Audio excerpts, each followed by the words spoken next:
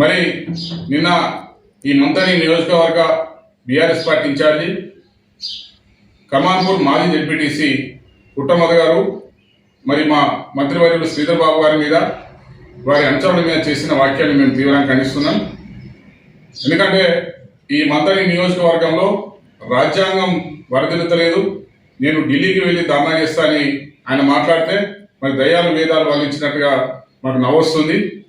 నేను ముఖ్యంగా మరి కమాన్పూర్ మాజీ జెడ్పీటీసీ ఎందుకంటున్నంటే, ముందుగా రాజ్యాంగాన్ని గౌరవించే వ్యక్తి అయితే రాజ్యాంగబద్ధంగా ఈ రాష్ట్రానికి క్రియాశీలకంగా ఐటీ మినిస్టర్గా, శాసనసభ వ్యవహారాల మంత్రిగా, పరిశ్రమల శాఖ మంత్రిగా ఉన్నటువంటి శ్రీధర్ బాబు గారిని మంతని ఎమ్మెల్యే అని సంబోధిస్తున్నారు. మరి రాజ్యాంగబద్ధంగా ఎంపీ గారికి ప్రోటోకాల్ లేదని మాట్లాడే ముందు నువ్వు మరి శ్రీధర్ బాబు గారికి ప్రోటోకాల్ ఎందుకు మాట్లాడట్లేదని ఈ సందర్భంగా ప్రశ్నిస్తూ, ఇది కమాన్పూర్లో నువ్వు జెడ్పీటీసీ గెలిచావు, ఇప్పుడు మాజీ అయిన కాబట్టి మరి జెడ్పీటీసీ అని మాజీ జెడ్పీటీసీ అని మాట్లాడితే మరి బాగుంటుందని ఈ సందర్భంగా ప్రశ్నిస్తూ, ఇక విషయానికి వస్తే కాంగ్రెస్ పార్టీ కార్యకర్తల రక్తం చెమట చుక్కల్లా మారి పార్టీ జెండాను మేము మా బుధస్కంధాలపై మోస్తూ మరి అనేక పార్టీలు తిరిగి కాంగ్రెస్ పార్టీలో సభ్యత్వం కూడా లేకుండా కాంగ్రెస్ పార్టీ టికెట్ కావాలని ఆశిస్తే హేమాహేమని కాదని మరి ఎంపీ గారికి కాంగ్రెస్ పార్టీ శ్రీధర్ బాబు గారు టికెట్ ఇప్పించడం, వారి గెలుపు బాధ్యతను మరి మొత్తం నియోజకవర్గాలు తిరిగి గెలిపించడం, మేమంతా కూడా కంకణం బద్దులమై, మాకు ఆయన ఎవరో తెలియదు, ఆయన సెల్ ఫోన్ మా దగ్గర ఉండదు, మా నెంబర్ ఆయన దగ్గర ఉండదు, అయినా కూడా మేము కంకణ బద్దులమై ఆయన గెలుపుకు పాటుపడి, ముఖ్యంగా మంతని నియోజకవర్గంలో వారి తండ్రి గారి నియోజకవర్గం, వారి ప్రధాన గారి నియోజకవర్గంలో రానటువంటి మెజార్టీని మంతని నియోజకవర్గంలో శ్రీధర్ బాబు గారు శ్రీనిబాబు గారు అందిస్తే మరి పుట్టమధు గారు ఎంపీకి ప్రోటోకాల్ లేదని బాధపడుతున్నారు. అయ్యా, ప్రోటోకాల్ లేకపోతే, ప్రోటోకాల్లో తేడా వస్తే మరి ప్రోటోకాల్ యొక్క మాట్లాడుకోవడానికి అనేక అంశాలు ఉంటాయి, అనేక వేదికలు ఉంటాయి.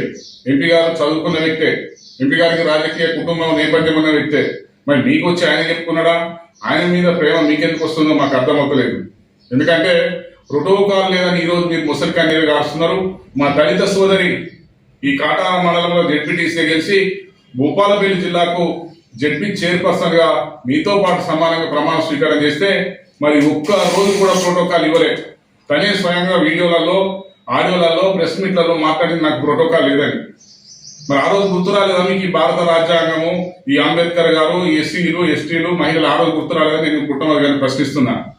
ఆ రోజు ఈ 5 మండలాలలో మరి నీకు ఎలాంటి ప్రోటోకాల్ లేకున్నా ఒక దళిత మహిళ కాబట్టి, అణగారిన వర్గాలకు చెందిన కాబట్టి నువ్వు నేను పటేల్ను అని వచ్చి ఇక్కడికి వచ్చి ప్రతి శిలాపలకం మీద నీ పేరు పెద్దగా, మా సోదరి మన పేరు చిన్నగా, మరి నువ్వు ప్రతి కాడ ప్రోటోకాల్ ఉల్లంఘన చేసి ఆ రోజు మీరు రాంది ఇక్కడ ఏ రోడ్ ఓపెనింగ్ జరగకపోయేది, ఏ శంకుస్థాపన, ఏ ప్రారంభోత్సవం జరగకపోయేది.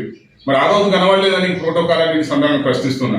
అదేవిధంగా భూపాలపల్లి 6 మండలాలలో మొత్తానికే శిలాపలకం మీద పేరు ఉండదు, ఫ్లెక్సీలలో ఫోటో ఉండదు.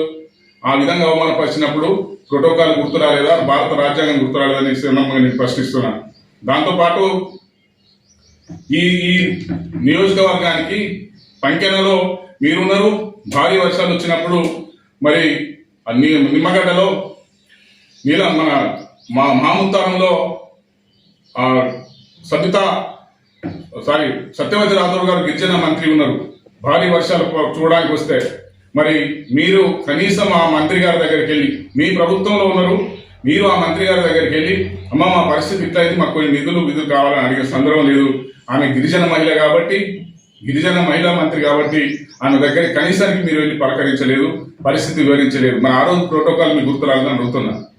అదేవిధంగా మరి ఇన్ని రోజులు మీరు రాజకీయంలో ఉన్నప్పుడు మీ ప్రభుత్వంలో కేసీఆర్ గారు మీకు ఒక్క రోజు కూడా అపాయింట్మెంట్ ఇవ్వలేదు. మీరు మాజీ ఎమ్మెల్యేగా ఉన్నప్పుడు కావచ్చు, జెడ్పీ చైర్మన్గా ఉన్నప్పుడు కావచ్చు, ఒక్కరోజు మీకు కేసీఆర్ మీకు ప్రోటోకాల్ ఇవ్వలే, ఒక్కరోజు మీకు అపాయింట్మెంట్ ఇవ్వలే, ఈ నియోజకవర్గ సమస్యలు చెప్పుకుందామంటే మీకు స్థానం ఇవ్వలే. మరి ఆ రోజు భారత రాజ్యాంగం ఈ ప్రోటోకాల్ గుర్తు రాలేదని నేను ప్రశ్నిస్తున్నా.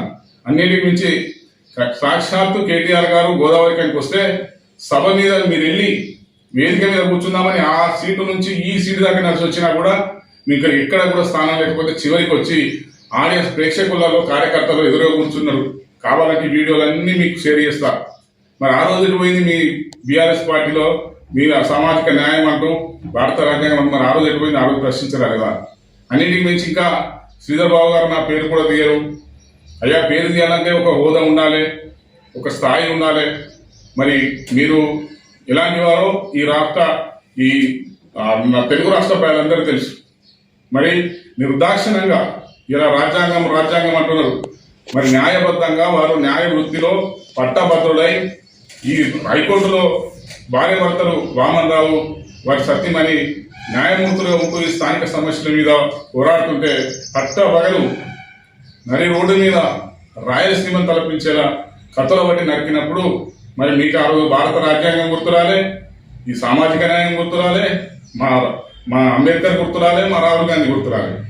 అలాంటి వ్యక్తులు మీ అనుచరులంతా కూడా మా కవిరాజులు కావచ్చు, ఇక్కడ మా రాజేంద్రను కావచ్చు, మీ పోలీస్ స్టేషన్లో లింగయ్య కావచ్చు, ఈ విధంగా ఇక్కడికక్కడ మా దళితుల మీద బడుగుల మీద ఎక్కడికక్కడ అరాచకాలు అక్రమాలు చేసి చంపుతాంటే ఆ రోజు మీకు ఏ రాజ్యాంగం గుర్తురాలే, మీకు ఏ భారత రాజ్యాంగం గుర్తురాలే, ఏ అంబేద్కర్ గుర్తురాలే. కానీ ఈరోజు మాత్రం ముసల్కా అనేది కాకుండా ఎక్కలేదు ఎక్కెక్కి వస్తుంది. మీకు నామినేట్ పదవులలో మార్కెట్ కమిటీ చైర్మన్ కావచ్చు, టెంపుల్ చైర్మన్ కావచ్చు, మరి ఇక్కడ కూడా మీరు ఒక దళితునికి, ఒక గిరిజనికి, ఒక బీసీకి మీరు ఇక్కడ కూడా ఒక పోస్ట్ ఇవ్వాలి.